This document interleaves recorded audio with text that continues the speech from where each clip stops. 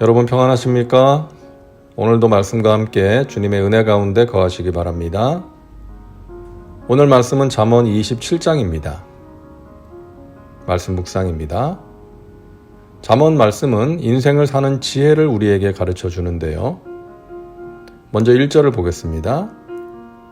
너는 내일 일을 자랑하지 말라. 하루 동안에 무슨 일이 일어날는지 내가 알 수 없음이니라. 사람들은 보통 힘이 있고 머리가 좋고 많은 것을 가지면 세상의 모든 좋은 것을 다 차지할 수 있을 것 같은 생각이 듭니다. 하지만 이 세상에는 인간의 힘과 지혜로 예측할 수 없는 다양한 변수가 존재합니다. 질병이나 홍수나 기근 같은 자연재해, 그리고 예기치 못한 사고 등이 있습니다. 결국 사람이 미래를 자랑하고 장담하는 것은 지금까지 자기가 성공한 실력을 믿는 것이죠. 그러나 사람에게 중요한 것은 지금까지 성공한 것이 아니라 미래의 예측 불가능한 위기와 상황들을 어떻게 대처하고 극복하느냐 하는 것입니다. 그래서 하나님의 도우심이 필요한 것이죠. 결국 인간의 성공이나 실패는 짧게 보면 개인의 노력이나 능력에 달린 것 같지만 길게 보면 결국 하나님의 도우심에 달려있는 것입니다. 그래서 지혜로운 사람은 자신의 성공이나 미래에 대해서 자랑하지 않고 큰소리치지 않습니다. 내 앞에 무엇이 기다리고 있을지 모르기 때문이죠. 겸손하게 하나님의 은혜를 구하며 살아가는 것입니다. 그래서 하나님께서 예레미야 선지자를 통해서 이런 말씀을 주셨죠. 야훼께서 이와 같이 말씀하시되 지혜로운 자는 그의 지혜를 자랑하지 말라. 용사는 그의 용맹을 자랑하지 말라. 부자는 그의 부함을 자랑하지 말라. 자랑하는 자는 이것으로 자랑할지니 곧 명철하여 나를 아는 것과 나 야훼는 사랑과 정의와 공의를 땅에 행하는 자인 줄 깨닫는 것이라. 나는 이 일을 기뻐하노라. 야훼의 말씀이니라. 이 말씀처럼 우리는 자신의 지혜와 용맹과 부함을 자랑하는 것이 아니라 오직 하나님을 자랑하며 살아야겠습니다. 2절입니다. 타인이 너를 칭찬하게 하고 내 입으로는 하지 말며 외인이 너를 칭찬하게 하고 내 입술로는 하지 말지니라. 사람은 무슨 일이 잘 되거나 성공하면 스스로 자신을 칭찬하고 싶어지고 사람들에게 자랑하고 싶어집니다. 그런데 그러지 말라는 것이죠.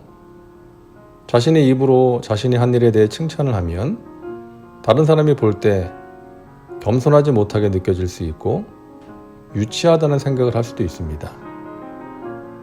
다른 사람이 자신을 인정해주고 자신이 한 일들에 대한 가치를 인정해서 칭찬을 할 때 그것이 모두에게 덕이 되고 하나님께 영광이 되는 것이죠. 그러므로 믿음으로 최선을 다하고 그렇게 이룬 일들에 대해서는 스스로 가치를 부여하기보다는 다른 사람들이 감동해서 높여주고 칭찬해주면 그것으로 만족하고 감사하며 교만하지 않도록 자신을 살피는 것이 지혜로운 사람의 모습인 것입니다. 사람은 혼자 힘으로는 이 세상을 살아갈 수가 없습니다. 하나님께서 사람을 만드실 때 서로 믿고 의지하도록 만드셨기 때문입니다. 사람은 사회적인 존재입니다. 그래서 서로 사랑하고 의지하고 도와주며 살아갈 때에 우리는 인생의 가치를 깨닫게 되는 것입니다. 그리고 함께 더불어 살아갈 때 중요한 것은 다른 사람의 가르침과 조언을 듣고 받아들일 줄 아는 자세입니다. 5절입니다.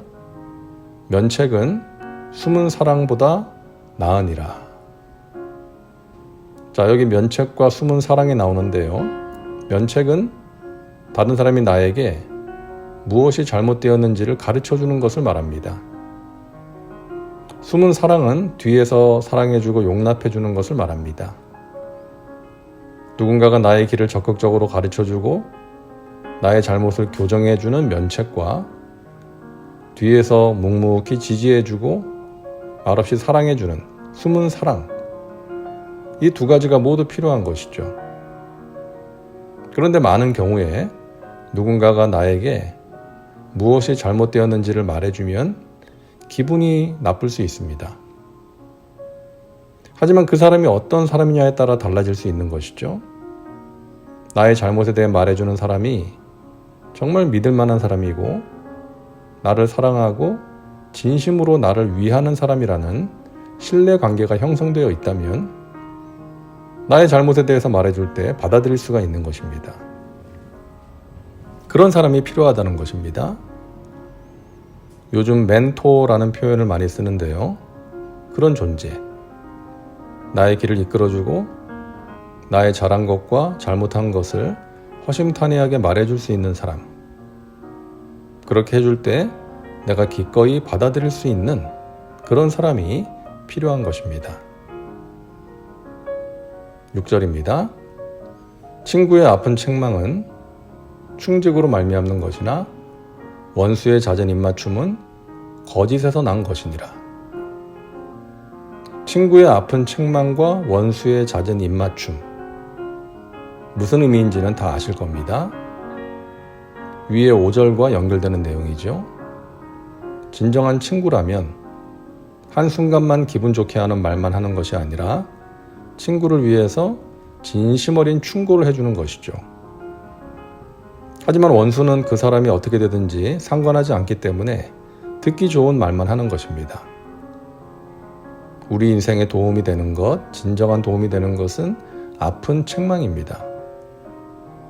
하는 사람도 아프고 듣는 사람도 아프지만 아픈 책망을 통해서 자신을 돌아보게 되고 변화될 수 있기 때문입니다. 철이 철을 날카롭게 하는 것 같이 사람이 그의 친구의 얼굴을 빛나게 하느니라. 철은 불에 달구어서 망치로 때릴 때 단단해지고 다른 철을 통해서 갈아질 때에 날카로워집니다. 철과 철이 부딪혀서 단단하고 날카로운 도구가 되듯이 나를 하나님의 말씀으로 권면하고 책망해주는 그런 친구를 통해서 우리는 보다 나은 신앙 인격을 가질 수가 있는 것입니다. 저와 여러분에게 그런 좋은 친구가 있기를 바랍니다. 아름다운 믿음의 관계를 통해서 성장하는 은혜가 있기를 바랍니다. 말씀 적용입니다. 오늘 말씀을 통해 당신에게 주시는 메시지는 무엇입니까?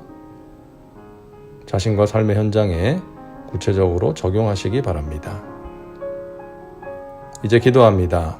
사랑과 은혜가 풍성하신 하나님, 오늘도 말씀과 함께 살게 하시니 감사합니다.